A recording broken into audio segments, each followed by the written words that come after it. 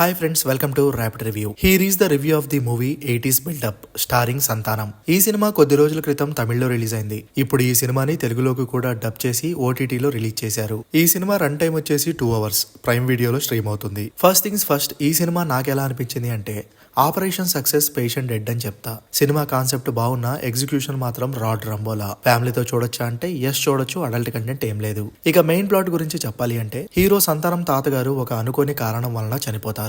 చనిపోయిన తాతను చూడటానికి ఊరి నుండి బంధువులు వస్తారు. అందులో హీరోయిన్ కూడా ఉంటుంది. తాత శవం తీసుకెళ్లే లోపు హీరోయిన్ ని పడేస్తా అని సంతానం తన చెల్లితో పందెం కడతాడు.